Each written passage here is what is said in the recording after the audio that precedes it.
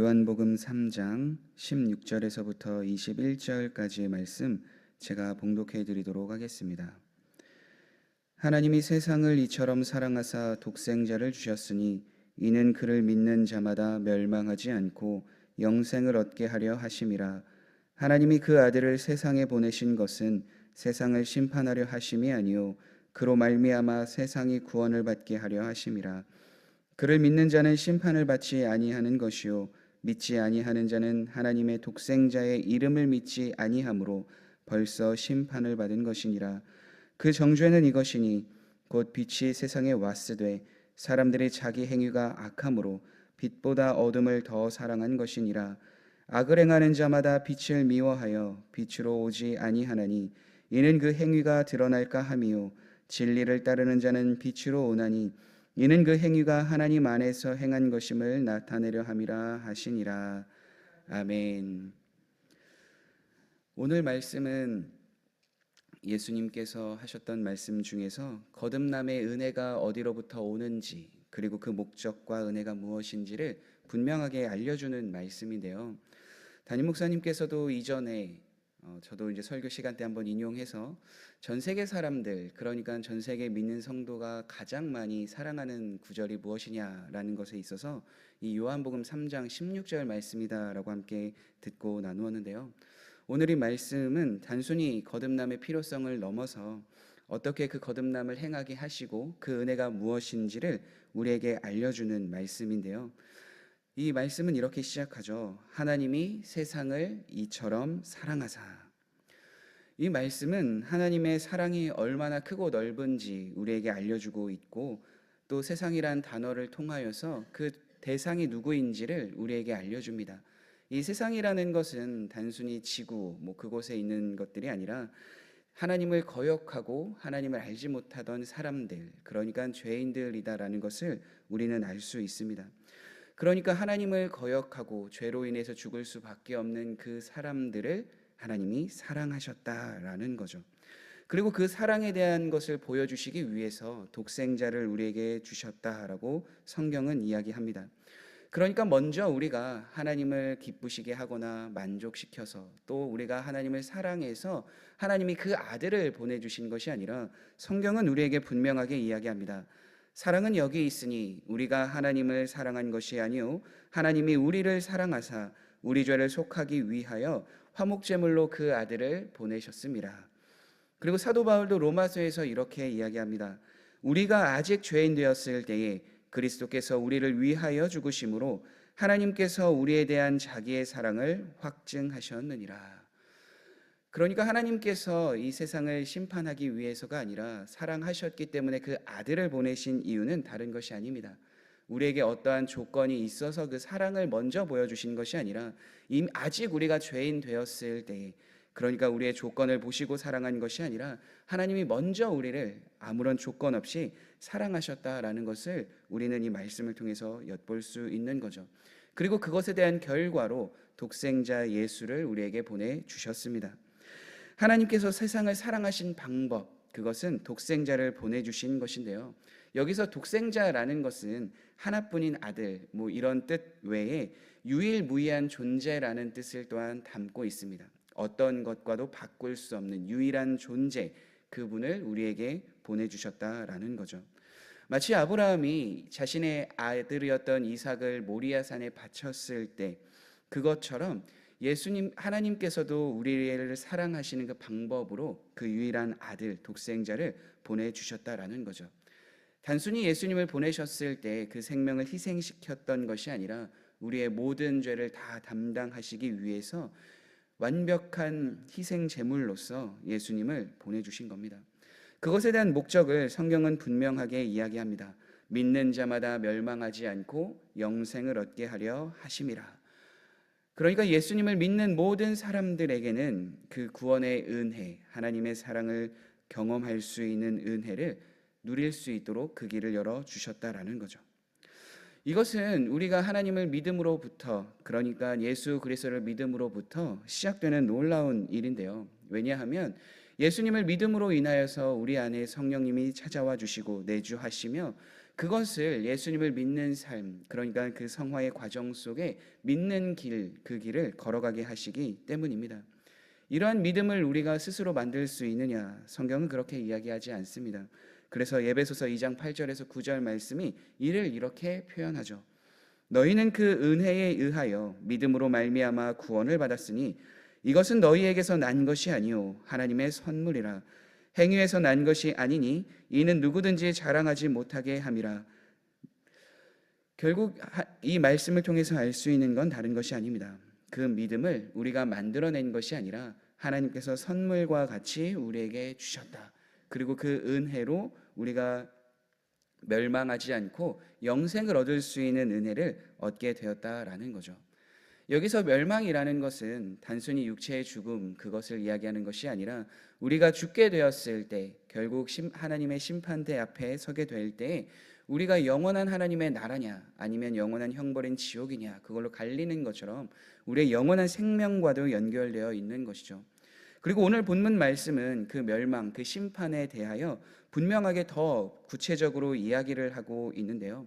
18절의 말씀이 그를 이야기합니다.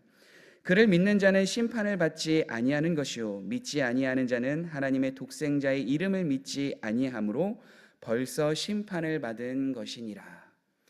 단순히 우리가 죽음으로써 천국이냐 지옥이냐 이것과 또 다른 예수님을 믿지 않았기 때문에 그들은 벌써 심판을 받은 것이다 라고 이야기를 합니다. 다시 말하면 영원한 심판이 단순히 천국과 지옥을 가는 것을 넘어서 이 땅에도 동일하게 경험되고 있다라는 것을 알려주는 말씀인데요.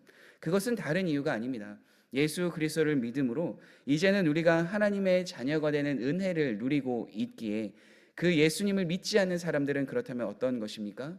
그 하나님이 주시는 하나님의 자녀로서 누릴 수 있는 그 은혜를 누리지 못하고 있기 때문에 그들은 예수님을 믿지 아니함으로 영원한 생명에서 멀어졌을 뿐만 아니라 이 땅에서도 동일하게 하나님의 자녀의 은혜를 누리지 못하기 때문에 벌써 심판받은 것이다 라고 성경은 이야기하고 있는 거죠. 즉 믿는 사람들과 믿지 않는 사람들에 대한 삶에 대해서 대조하며 설명을 하고 있는 거예요. 예수님께서 십자가를 지실 때에 우리의 모든 죄를 다 담당하시며 심판을 받으셨고 그분을 믿는 것으로 인해 우리는 하나님으로부터 의롭다 여김을 받게 되었습니다. 그러니까 우리가 진정으로 다 모든 것이 깨끗하고 완전하여서 하나님께서 너는 이제 의로워라고 이야기하는 것이 아니라 예수 그리스도의 옷, 의의 옷을 우리가 입었기에 의롭다 여김을 받은 것이죠. 아직 그렇기 때문에 우린 죄의 잔재와 부패성이 있는 모습을 발견합니다. 그럼에도 불구하고 하나님께서는 예수 그리스도를 믿는 그것으로 인해서 우리를 의롭다 여겨주시기 때문에 우리는 죄의 권세, 죄의 어떠한 능력 그것을 넘어서 이제 하나님의 뜻과 은혜로 살아갈 수 있는 존재가 되었다라는 거죠. 그럼에도 불구하고 예수 그리스도의 이름을 믿지 않는 자들에게는 그러한 은혜가 주어지지 않기 때문에 여전히 죄의 영역에서 그 하나님의 은혜를 발견하고 경험하지 못하기 때문에 그들에게는 심판을 받았다라고 성경은 이야기합니다. 예수님은 세상의 빛으로 오셨습니다. 이를 우리가 요한복음 1장 말씀을 통해서도 함께 나누었죠. 그런데 사람들은 자신의 행위가 악하기 때문에 그 빛을 미워하고 오히려 어둠을 더 사랑했다 성경은 이야기합니다. 마치 죄를 지은 자가 그 죄로 인해서 빛과 무관하게 살아가려고 하는 더 어두운 곳을 찾아서 나아가려고 하는 그것과 마찬가지죠. 말씀이 우리가 어떠한 존재인지를 비추며 그 말씀이 우리를 거울로 삼아 하나님 앞에 나아갈 수 있는 은혜를 주었다면 죄가 깊은 사람은 또 죄인들은 그 말씀을 통하여서 하나님 앞에 나아가야 하지만 그 예수 그리스도를 믿지 않기에 오히려 하나님의 말씀을 거부하고 멀리하는 것을 통하여서 빛 되신 예수님 또한 거부하는 삶을 살아가게 되는 거죠. 즉 하나님을 믿지 않는 사람들은 이와 같은 존재이며 이러한 삶을 살아갈 수밖에 없다는 거예요. 반대로 성경은 이야기합니다. 의를 행하는 자는 예수 그리스도를 향하여서 그 빛된 삶을 추구하며 살아가는 거죠. 물론 여기서 의를 행한다라는 것은 앞서 이야기했던 것처럼 우리가 어떠한 스스로 의가 있기 때문에 그 일을 행하는가 그렇지 않습니다. 하나님께서 우리를 의롭다 여겨 주심으로 하나님의 자녀가 된 우리가 그 의로운 행위를 행할 수 있는 길로 인도해 주시기에 가능한 삶인 것이죠. 그렇기 때문에 늘 우리가 성령님 안에서 성령의 은혜를 힘입어서 이러한 의로운 일들을 행할 수 있는 은혜가 주어진 것입니다. 이것을 우리는 성화의 삶이다라고 이야기할 수 있는 거죠. 사랑하는 성도 여러분, 오늘 우리는 이 말씀을 통하여서 하나님의 사랑이 얼마나 큰지, 하나님에 대한 사랑과 또 하나님께서 그 사랑을 왜 주셨는지 그 목적과 이유에 대해서 함께 나누었습니다. 하나님의 놀라운 구원 계획은 우리를 먼저 사랑하셨고 죄인인 우리를 어떠한 조건 없이 사랑하셨기에 자신의 하나뿐인 아들을 이 땅에 보내주셨고 또 그분을 믿는 것만이 우리에게 유일한 구원의 길임을 우리는 알아야 합니다. 이것은 인간의 어떠한 공로와 능력으로 구원을 이룰 수 없다라는 것을 말씀해주고 있는 것임과 동시에 우리가 어떻게 해야 하나님 앞에 그 은혜를 힘입어 나아갈 수 있는 길이 열렸는지를 분명하게 알려주는 말씀입니다.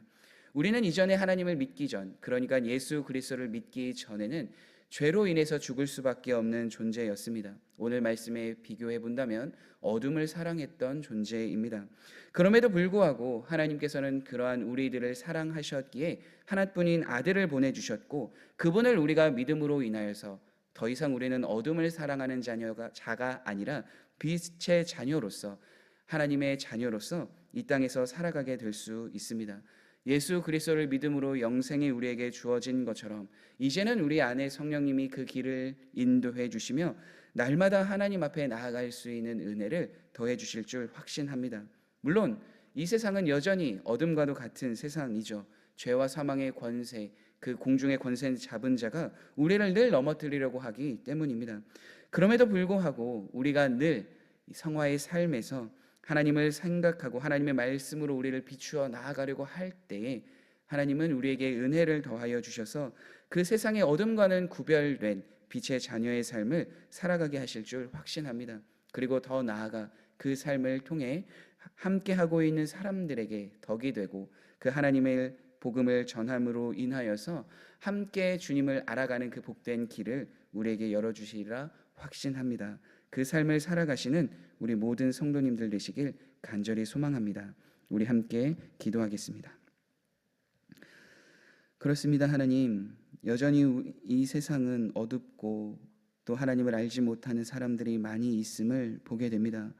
그럼에도 불구하고 그러한 사람들 먼저 사랑하시고 하나뿐인 아들을 보내주심에 감사합니다. 우리도 이전에는 그들과 다르지 않는 존재였으나 복음을 듣고 예수 그리스도를 주로 영접함으로 인하여 이제는 하나님의 자녀가 되는 은혜를 주셨기에 우리의 삶으로 더 빛의 자녀로서 하나님의 뜻을 따라 살아가는 우리 모두가 되게 하여 주시고 그로 인하여서 함께하고 있는 이들에게 복음을 전하고 하나님의 덕을 나누며 그들을 주님께로 인도하는 데 쓰임받는 우리 모두가 되게 하여 주옵소서.